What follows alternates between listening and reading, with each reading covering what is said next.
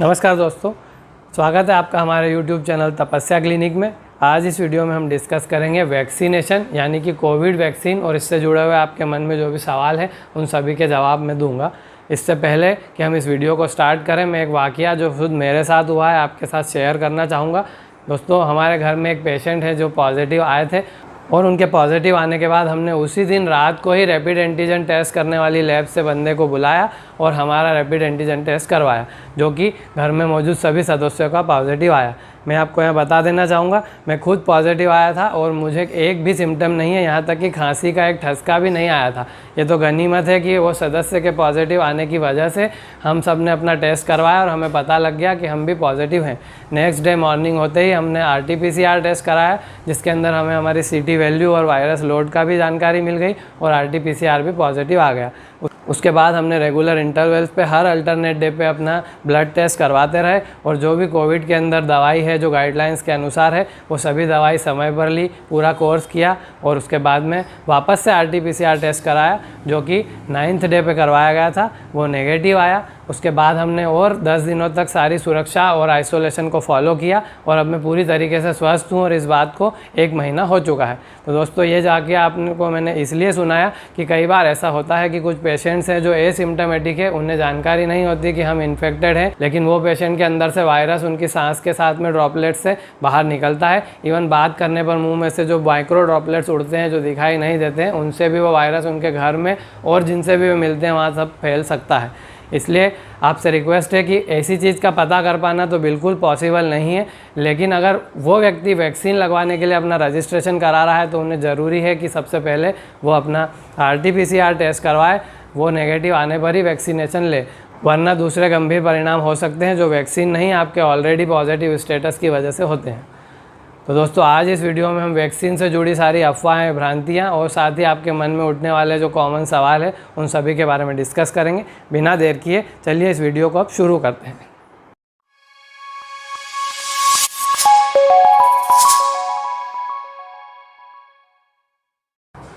दोस्तों, मैं हूं डॉक्टर पाठक और यह वीडियो बफर हो रहा है बाबा महाकाल की नगरी उज्जैन से। आज हम डिस्कस करेंगे वैक्सीन और उससे जुड़ी भ्रांतियों के बारे में, जिसमें सबसे पहली चीज़ यह है कि लोग वैक्सीन को इस बीमारी का इलाज समझ रहे हैं, जो कि गलत है।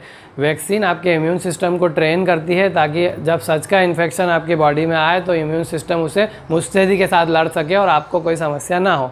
लेकिन कुछ ऐसे लोग हैं जो बीमारी के लक्षण दिखने पर या कई बार बुखार आने पर तुरंत वैक्सीन लगाने के लिए चले जाते हैं ताकि वह आने वाली झंझट से बच सके, जो कि बिल्कुल गलत है। आपको ऐसा नहीं करना चाहिए। उस समय आपको वैक्सीन लगाने के बजाय RT-PCR टेस्ट, जो कि कोरोना वायरस के इन्फेक्शन का प्रमाणिक टेस्ट है, वह कराने के लिए जाना चाहिए। सेकेंड चीज़, अगर आपको एक बार वैक्सीन की डोज लग चुकी है और सेकेंड डोज लगवाने के बीच में आप कोविड पॉजिटिव हो गए हैं तो अगला डोज आप कब लगवा सकते हैं। दोस्तों, इसके बारे में गवर्नमेंट अलग अलग गाइडलाइंस लेके आ रही है।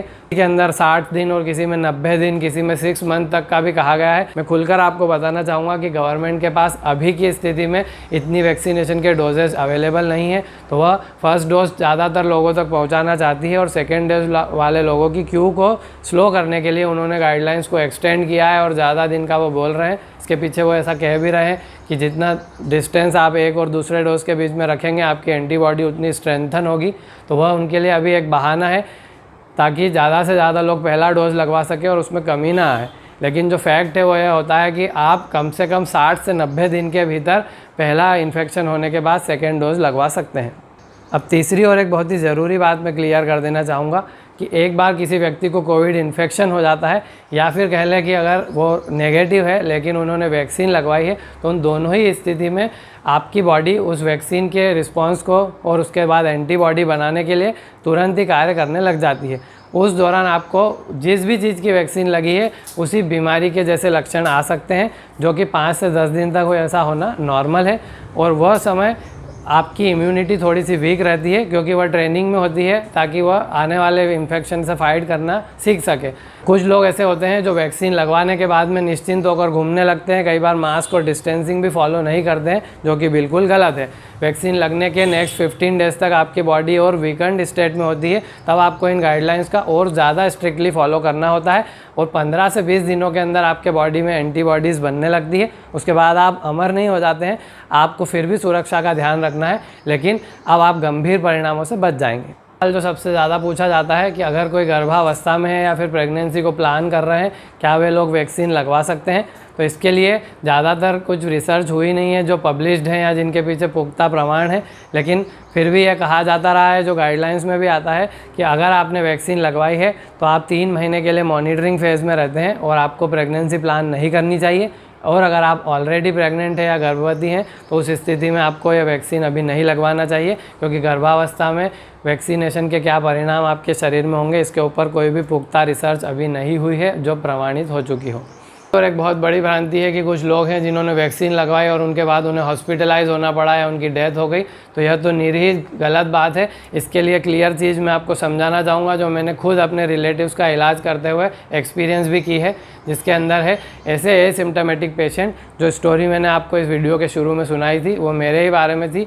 और भी कई ऐसे लोग होते हैं जो एसिम्प्टोमेटिक है, बिना लक्षण के हैं, लेकिन वो कोविड पॉजिटिव होते हैं, उन्हें इसके बारे में नहीं पता है। अब जब उनका वैक्सीनेशन का समय आया तो वो वैक्सीन लगवा लेते हैं। क्योंकि वो पॉजिटिव होने की वजह से ऑलरेडी उनकी इम्यूनिटी वीक है, तब वैक्सीन लगाने के बाद कई बार वो डिसीज़ फ्लेयर कर जाती है या फिर इम्यून रिस्पॉन्स एकदम से बढ़ जाता है, जिससे वायरस के लंग्स में जाने की संभावना भी होती है। तो वो सारा दोष वैक्सीन पे मर देते हैं। इसमें वैक्सीन का कोई भी दोष नहीं है। आप एसिम्प्टोमेटिक पॉजिटिव पेशेंट हैं तो उस स्थिति में आपके डेज़ आप काउंट नहीं कर सकते कि इन्फेक्शन का 1st day, 7th day, 9th day कौन सा है। इसलिए आपको अगर वैक्सीन लगाने के समय पे आपको मन में थोड़ा सा भी डाउट है और आप जागरूक हैं तो मेरी रिक्वेस्ट रहेगी कि एक बार एक रैपिड एंटीजन या RT-PCR टेस्ट ज़रूर कराएं। वो नेगेटिव आने पर आप निश्चिंत रूप से वैक्सीन लगा सकते हैं। इसका कोई भी दुष्प्रभाव नहीं होता है, यह सिर्फ आपको बचाने में ही मदद करती है।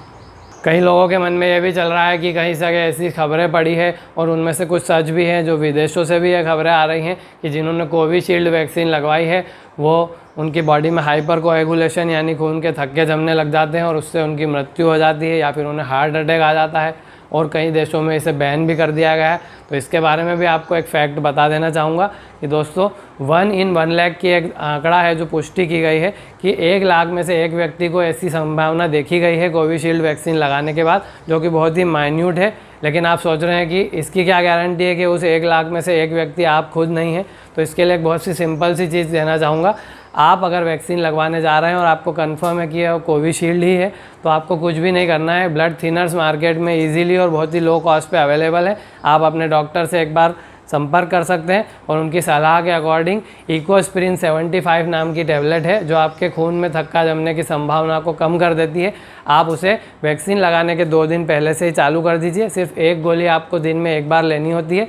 7 डेज़ के लिए आप इसे लीजिए और उस दौरान बीच में आप वैक्सीन लगवाकर आराम से निश्चिंत रह सकते हैं। ऐसी कोई भी स्थिति फिर आपकी बॉडी में नहीं बनेगी।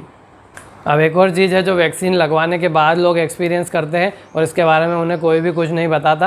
यहाँ पर गवर्नमेंट की थोड़ी सी ढिलाई भी दिखाई देती है। कुछ राज्यों में इसका अच्छे से पालन हो रहा है, कहीं पर इसका नहीं हो पाता है, क्योंकि वैक्सीन लगाने में जो स्टाफ है वो इतना बिजी रहता है कि उन्हें एक्सप्लेन करने और पेशेंट को समझाने का समय नहीं होता है। लेकिन यह करना उनकी जिम्मेदारी है। तो इसलिए मैंने यह वीडियो में आपको बता देता हूँ कि जब आप वैक्सीन लगवा कर घर आते हैं, आपको छोटी मोटी कमजोरी आना, हल्का फुल्का बुखार आने वाले 5 से 7 दिनों में आ सकता है। हो सकता है आपको थोड़ी बहुत खांसी भी हो। तो इन सब चीज़ों से आपको घबराना नहीं है। जिस भी चीज़ की वैक्सीन, यहाँ पर सिर्फ कोरोना वायरस की बात नहीं हो रही है, छोटे बच्चों को भी टीके लगाए जाते हैं। तो उस स्थिति में आपके वहाँ पर थोड़ा सा स्वेलिंग आना या उस जगह पर जहाँ वैक्सीन लगाई गई है दर्द होना, सूजन आना, इस तरह की समस्या हो सकती है। 1-2 दिन बाद बुखार आना, वो बॉडी का रिस्पॉन्स सिस्टम है जो ठीक से काम कर रहा है, यही दर्शाता है। आपको उस सब से बचने के लिए वैक्सीन लगाने के दिन और अगले दिन में 2 से 3 बार बर्फ़ की सिकाई उस जगह पर कर लेनी चाहिए। साथ ही अगर आपको बुखार आ जाता है तो आप बेझिझक पैरासीटामोल टैबलेट है 500 mg दिन में 2 से 3 बार तक ले सकते हैं। जब बुखार नहीं आता है तो टैबलेट बंद कर दीजिए। यह वैक्सीन का नॉर्मल रिस्पॉन्स होता है। यह आपकी बॉडी स्ट्रेंथन हो रही है, इसको प्रूव करता है। इससे डरने की बिल्कुल भी ज़रूरत नहीं है। एक और सवाल जो सबसे ज़्यादा लोग करते हैं कि ऐसी महिलाएं जो स्तनपान करा रही हैं अपने बच्चों को और वे उस राइट एज ग्रुप में आती हैं जिसमें वैक्सीनेशन की ड्राइव की जा रही है, तो और एक बात आपको यहाँ पर कहना चाहूँगा कि दोस्तों वैक्सीनेशन और आपका कोविड वायरस का एक्चुअल इन्फेक्शन दोनों ही ठीक होने के बाद आपको एंटीबॉडी प्रोवाइड करते हैं, बॉडी की इम्यूनिटी को उस वायरस से लड़ने के लिए ट्रेन कर देते हैं। इसलिए आपको किसी भी चीज़ से डरने की ज़रूरत नहीं है। सही जानकारी ही सभी समस्याओं का समाधान है। अगर आपके मन में इस तरह से जुड़े हुए और कोई सवाल हैं जो कोविड वायरस या वैक्सीनेशन से जुड़े हैं, नीचे कमेंट सेक्शन में आप हमसे पूछ सकते हैं। दोस्तों, मैं हूँ डॉक्टर पाठक। आपको मैं इसी तरह के वीडियोज़ में जानकारी देने की पूरी कोशिश करता रहूँगा। मिलते हैं अगले किसी और वीडियोज़ में। तब तक आप सब्सक्राइब के बटन को दबाकर चैनल के साथ जुड़े रहिए ताकि ऐसी जानकारी आपको सबसे पहले मिलती रहे। बहुत बहुत धन्यवाद। जागरूक रहिए, स्वस्थ रहिए।